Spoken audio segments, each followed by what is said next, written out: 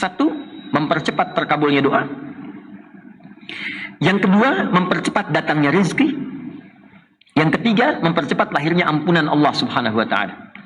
Hal yang paling penting kita pastikan kita mendapat ampunan Allah Subhanahu wa taala. Kalau belum sampai ke titik itu, malam ini maksimalkan. Dan besok. Cuma 2 kesempatan, malam dengan besok. Mintakan yang serius demi Allah saya katakan, karena ini taruhannya besar sekali. Nanti menjelang ke maghrib itu enak tuh suasananya. Anda akan dapatkan keheningan tersendiri dalam hati itu. Ada getaran. Memang kadang-kadang ada kesedihan. Disitulah titik bagaimana Allah memberikan rahmat kepada kita. Minta ampunan, minta kabulkan doa. Maka silahkan lihat bagaimana reaksinya. Fastajabna. Maka kami langsung kabulkan, nggak pakai jeda. Karena itu besok tarik ini lafadznya khususkan ke kita. Ya Allah, mereka mengatakan aku mustahil sembuh ya Allah. Ya Allah, mereka mengatakan masalahku di rumah mustahil tidak selesai ya Allah. Ya Allah, mereka mengatakan aku tidak mungkin mendapat pekerjaan ya Allah. Ya Allah, mereka mengatakan tidak mungkin masalah selesai. Sedangkan hanya Allah pemberi tanpa batas. Aku meyakini ya Allah. Aku meyakini hanya Engkau yang memberi solusi tanpa batas. Dan yang ketiga, yang paling penting, diberikan kesempatan untuk konsisten mempraktekkan hasil Ramadan di 11 bulan mendatang. Di penghujung Ramadan, para sahabat itu memadati tempat-tempat strategis untuk berdoa. Tempat-tempat strategis itu ada beberapa macam. Pertama, yang khusus di rumah Allah. Rumah Allah itu spesifik ya. Kalau kita sekarang masjid, berada di masjid, itu peluang yang paling tinggi untuk mendekat kepada Allah, bermohon pada Allah Subhanahu wa taala. Karena itu di penghujung Ramadan, biasanya di sore-sore ba'da asar menjelang Ramadan, itu ada sebagian waktu yang mereka habiskan untuk bermunajat kepada Allah Subhanahu wa taala. Biasanya yang diminta 3. Yang pertama adalah penerimaan dari amal yang telah dikerjakan selama Ramadan. Karena kita tidak tahu dari sekian amal yang kita kerjakan berapa yang diterima oleh Allah Subhanahu wa taala. Beruntung dan bersyukurnya kita, Allah punya sifat asy-syakur. Asy-syakur itu yang maha menerima walaupun sedikit. Jadi walaupun tadi kita sholat itu taruhlah 2 rakaat gitu, belum tentu 100% khusyuk kan. Tapi dari 100% itu walaupun cuma 5-10% itu masih diterima oleh Allah Subhanahu wa taala. Karena itulah kita berbahagia Allah menampilkan sikap dan sifat asy-syakur. Sifatnya asy-syakur, sikapnya menerima dengan sifat itu segala hal yang terbaik dari hamba sekalipun hanya sedikit, dan berkenan menyempurnakannya, dan berkenan dengan menyempurnakannya. Jadi kita bermohon, salah satu cara menyempurnakan itu dengan berdoa. Ya, karena itu ada doa yang sampai kepada kita, wa tammim taqsirana ya Allah ya rabbal alamin. Taqabbal minna salawatina wa qiyamana wa ruku'ana wa sujudana wa takhasyu'ana wa tadarru'ana wa siyamana wa tammim taqsirana ya Allah ya rabbal alamin. Ya Allah, mohon terima selama Ramadan ya Allah puasa kami, salat kami, rukuk kami, sujud kami, kekhusyuan kami, penghambaan kami, semua amal kami. Dan kami memahami nggak semuanya mungkin ya Allah kami kerjakan baik dalam pandangan-Mu. Namun mohon Allah, jikapun ada yang Engkau nilai kurang, mohon sempurnakan Allah. Kekurangan itu Allah. Sekali lagi dapat belas. Alhamdulillah. Mohon sempurnakan ya Allah kekurangan itu dengan segala kemuliaan dari sisi-Mu. Itu yang pertama. Yang kedua, memohon khusus ampunan kepada Allah Subhanahu wa taala. Karena ini spesifik. Hadis-hadisnya jelas dan tegas. Ya, jelas menampilkan tawaran ampunan setiap detik selama 30 hari Ramadan. Kalau kita lalui 30 hari ini. Hadisnya jelas di Al-Bukhari ada, hadis lain penguatnya ada, dan 3 redaksi ya yang disampaikan. Man shama ramadhana imanan wa ihtisaban ghufira lahu ma taqaddama min dhanbi. 1. Man qama ramadhana imanan wa ihtisaban ghufira lahu ma taqaddama min dhanbi. 2. Man qama lailatal qadri imanan wa ihtisaban ghufira lahu ma taqaddama min dhanbi. 3. Sehingga saking jelasnya ini Nabi sendiri mempraktekkan setiap malam beliau memohon kepada Allah, khususnya di jeda-jeda antara 2 rakaat salat tarawih itu. Allahumma innaka afuwun tuhibbul afwa fa'fu anni. Ya. Siapa yang menunaikan puasa Ramadan Siapa yang menunaikan qiyam malam di malam-malam Ramadan, siapa yang sholat bersamaan dengan malam Al-Qadar, dia kerjakan dengan penuh keyakinan iman karena Allah, kemudian berintrospeksi diri. Jadi sholat yang benar itu bukan sekedar kita tunaikan, khususnya di malam-malam Ramadan, di waktu-waktu Ramadan, tapi diisikan dengan perasaan khusyuk kita. Dan hadisnya mengatakan wahtisaban, ikhlas, sekaligus ada unsur muhasabahnya. Diisikan penghambaan pada Allah Subhanahu wa taala. Ya, di situ kita bermohon kepada Allah, di antaranya ampunan dosa. Karena itu banyak dalam bacaan salat itu mengandung permohonan ampunan kepada Allah. Sejak iftitah, Allahumma ba'id baini wa baina khataaya, yaitu kan minta dihapuskan kesalahan, minta ampun. Ataupun yang menggunakan wajah tu, kan di antara kalimat nanti ke ujung setelah wa ana minal muslimin atau wa ana awwalul muslimin, ya, ada kalimatnya Allahumma innaka anta rabbi wa ana 'abduk. Allahumma zalamtu nafsi wa ataraftu bi dhanbi faghfirli fa innahu la yaghfiru dhunuba illa ant. Ya Allah, aku banyak berbuat salah. Aku hamba-Mu yang zalim, ya Allah. Dan aku akui begitu banyak dosaku. Sedangkan Kau menetapkan, ya Allah, hanya Engkau yang maha mengampuni segala dosa. Maka dengan sifat-Mu, ya Allah, yang maha pengampun, aku mohon segala ampunan-Mu. Itu baru iftitah. Belum ketika kita dalam rukuk, dalam sujud, duduk di antara dua sujud, itu kalimat ighfirli, minta ampun ada. Subhanakallahumma bihamdika Allahumma ighfirli, rabbi ighfirli, warhamni, wajburni, dan seterusnya. Minta ampun. Nah, orang kalau minta ampun kan merasa banyak salah kan? Gak mungkin orang minta ampun kalau gak merasa punya dosa. Anda minta maaf pada orang karena merasa ada yang salah. Kita minta ampun kepada Allah karena merasa punya dosa. Jadi kalau cuma di lisan ya Allah ampuni tapi nggak merasakan dosanya apa, itu getarannya kurang ke jiwa.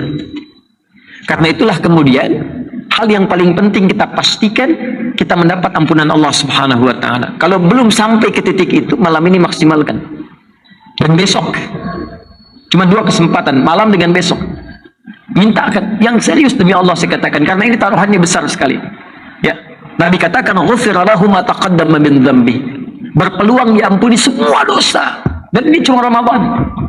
Taubat, minta ampun sama Allah. Dan doakan orang sekitaran kita. Semua orang tanpa kecuali. Hei, siapa yang menginginkan orang lain larut dalam keburukan? Hah? Hanya orang yang kurang bersih hatinya yang menginginkan orang-orang lain terjebak dalam keburukan, kemungkaran. Betapa sering kita pikirkan karena beda pendapat dengan kita, dia harus celaka. Dia harus buruk, dia harus tertinggal dalam aspek apapun, sosial, politik, ekonomi, apa, macam-macam. Sepanjang dia beriman, doakan. Yang belum beriman pun kita doakan supaya Allah berikan hidayah. Pelaku maksiat kita doakan supaya taubat. Dan diri kita bermohon kepada Allah. Biasanya jadi wasilah. Kalau kita pandai mendoakan orang lain, nanti ditarik kemudian kemuliaan itu untuk menjadikan ampunan turun kepada kita. Minta. Ini kenapa saya penting sampaikan? Karena nanti yang terakhir tegas, yang tadi jelas sekarang tegas. Ini karena dibentangkan 30 hari, setiap detik, selama 30 hari, malaikat Jibril langsung memberikan satu penekanan yang kuat. Dan ini saya ulang-ulang, saking penting ini saya sampaikan. Nabi pernah naik ke atas mimbarnya untuk memberikan tausiah. Mimbar Nabi itu ada 3 gundukan, ya, 3 step kayak tangga gitu, 1, 2, 3.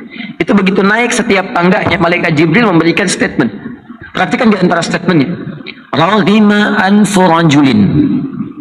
Sungguh kotor hidung seseorang itu. Ini bahasa kiasan, ungkapan. Ya, bu'dan maknanya. Bu'dan, sungguh tercela, jauh. Jadi di Arab itu kalau ingin menunjukkan seseorang yang tercela, itu hidungnya itu penuh dengan debu, kotor. Ya. Makanya dulu di masa Batavia, JP Kuhn itu ketika memerintah di Jakarta, ya, ada sepupu dia selingkuh, ya, dengan salah seorang prajurit yang jaga. Ketika selingkuh itu dihukum. Nah, dipraktekkan pada masa itu. Yang perempuannya dirajam, yang laki-lakinya dihukum di depan, dirajam juga. Tapi sebelum kemudian dihukum, diberikan tanda ke masyarakat supaya jangan berbuat seperti ini. Dicorenglah kemudian dengan arang hidungnya. Maka dikenallah istilah hidung belang. Itu asal dari situ. Dibaca sejarah, baca sejarah. Ya, asal dari situ dikenal dengan istilah hidung belang. Ya, maka saya ingin kembali. Itu kata malaikat Jibril kalau kita ingin tafsirkan hidung belang. Ya, dalam konteks ini tercela. menunjuk perbuatan yang sangat tercela. Sungguh keterlaluan, di tafsir hadis lain dan keterlaluan katanya. Liman adraka Ramadan falam yughfar lahu. Orang yang disampaikan oleh Allah ke bulan Ramadan tapi tak mampu diampuni dosa-dosanya. Ya, orang lain nggak sempat sampai, kita sampai. Begitu sampai nggak dimanfaatkan. Sekali nggak dikasih, sekali dikasih, anda nggak manfaatkan, ada kesempatan kedua. Kedua nggak dapat, ada ketiga. Tapi 30 hari diberikan, nggak dimanfaatkan. Keterlaluan kata malaikat.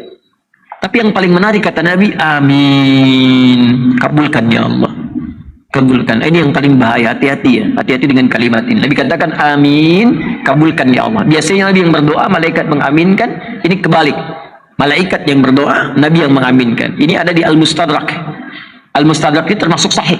Karena disusulkan kepada syarat Al-Bukhari dan Muslim. Saya sering sampaikan di ilmu hadis, Imam Al-Bukhari meninggal, nggak semua hadis terkumpulkan. Imam Muslim datang, ya melengkapi sebagiannya. Imam Muslim meninggal, ada banyak hadis yang belum dikumpulkan. Makanya datang kemudian Imam Al-Hakim An-Naisaburi mengeluarkan kemudian beberapa syarat-syarat khusus di Al-Bukhari dan Muslim. Dari syarat ini dikumpulkan, lalu dicarilah hadis sesuai dengan kualifikasi tadi, syarat yang tadi. Maka ditemukan hadis-hadis, diantaranya hadis tadi. Disusulkanlah kemudian ke dalam Al-Bukhari dan Muslim. Disusulkan dalam bahasa Arab disebut Al-Mustadrak namanya. Maka diberi nama kitabnya Al-Mustadrak, kayak karya Al-Hakim An-Naisaburi. Karena itu di penghujung Ramadan, malam-malam ujungnya, kemudian nanti di penghujung ba'da asar menjelang ke maghribnya, banyak yang bersimpuh kepada Allah. Di antara sahabat banyak nangis. Ya, satu, tadi memohon kepada Allah menerima amal ibadah. Kedua, diampuni dosa. Dan yang ketiga, yang paling penting, memberikan kesempatan untuk konsisten mempraktekkan hasil Ramadan di 11 bulan mendatang. Ya, awas hati-hati, karena nanti ciri keberhasilannya pasca Ramadan, bukan saat Ramadan. Orang yang berhasil bukan saat trainingnya, saat mempraktekkan hasil training itu. Jadi kalau anda ikut pelatihan di kepegawaian, di perusahaan, itu akan diduga dinilai berhasil pasca selesai training. Bagus nggak tampilan kerjanya? Kalau nggak bagus nanti nggak masuk kerjanya, dievaluasi. Sama persis dengan kita saat Ramadan. Kalau kita ingin membuktikan kepada Allah berhasil pasca Ramadan, ya, litasyi'a, untuk meluas fawaid Ramadan fi jami'il awqat, semua manfaat Ramadan di setiap waktu. Itu faedahnya kemuliaan satu waktu. Masjid tempat pertama. Kalau masih ada tempat nanti besok ya, setelah selesai misalnya pagi-pagi zikir pada Allah, siang kalau nanti mau meninggalkan i'tikaf ke tempat masing-masing, boleh ke rumah, mampir dulu misalnya di masjid dekat rumah, boleh asarnya, atau mau selesaikan di sini tidak ada masalah. Atau kalau tidak sempat, maka ambil di rumah dengan spesifik satu tempat. Apa tempatnya? Mihrab namanya. Ya, apa namanya? Mihrab. Nah, saya ingin luruskan persepsinya, mihrab itu bukan hanya tempat untuk imam di sini, bukan. Mihrab asalnya tempat khusus yang kita tujukan hanya untuk kepentingan ibadah saja. Untuk ibadah.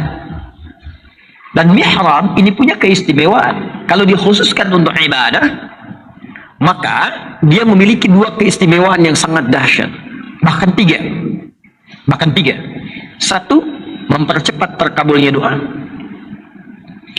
Yang kedua, mempercepat datangnya rezeki. Yang ketiga, mempercepat lahirnya ampunan Allah Subhanahu wa ta'ala. Satu, mempercepat terkabulnya doa. Kedua, mempercepat datangnya rezeki, bahkan dari sisi yang tidak diduga. Nanti saya tunjukkan dalilnya. Dan yang ketiga, mempercepat datangnya ampunan Allah Subhanahu wa ta'ala. Makanya kenapa imam posisinya di mihrab?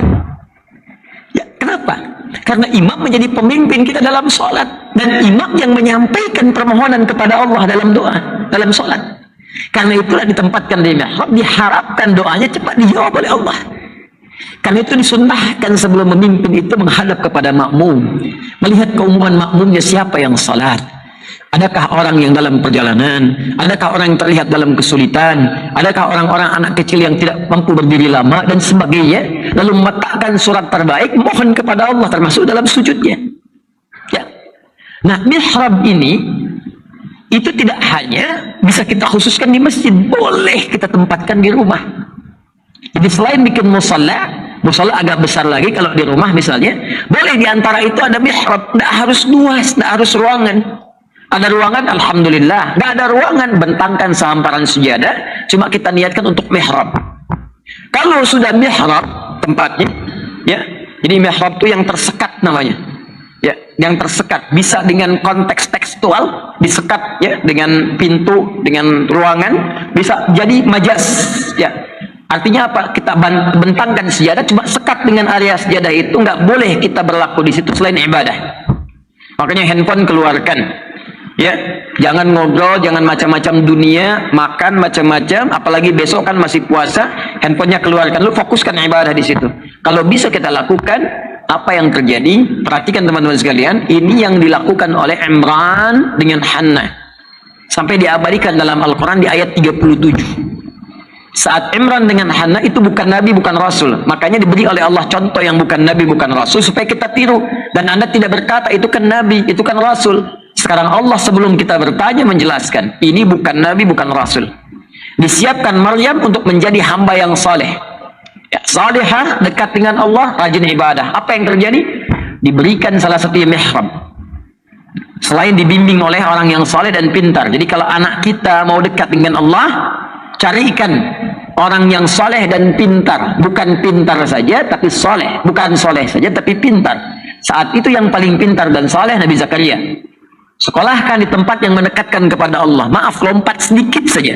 Anda ingin anak Anda dekat dengan Allah, rajin sholat, tapi Anda sekolahkan di tempat yang tidak mengajarkan sholat, kan tidak nyambung. Anda ingin anak Anda ahli Quran, tapi disekolahkan di sekolah yang bahkan tidak mengajarkan Quran, kan tidak nyambung. Nah, sekarang kembali, mihrab. Begitu dibuatkan mihrab oleh Imran dan Hannah, apa yang terjadi? Ayat 37 saya bacakan cepat. Fataqabbalaha rabbuha biqabulin hasanin, maka diterimalah ikhtiar itu oleh Allah. Jadi baru kita bikin dengan niat yang ikhlas. Innamal a'malu binniyat. Kembali ke niat kita. Begitu kita ikhlaskan karena Allah, diterima oleh Allah. Wa ambataha nabatan hasana wa kafalaha Zakaria. Kisah Maryam lalu dirawat oleh Nabi Zakaria, diperhatikan tadi yang saya sampaikan. Ya, apa yang terjadi? Diperhatikan oleh Allah. Jadi orang-orang yang spesifik menyiapkan diri untuk mendekat kepada Allah dapat perhatian Allah. Dan tidak mudah mendapatkan perhatian Allah. Anda ingin mendapatkan perhatian pimpinan di kantor, di perusahaan, atau dalam kehidupan sosial, mencari sesuatu kan? Kita sekarang mendapat perhatian Allah itu mahal.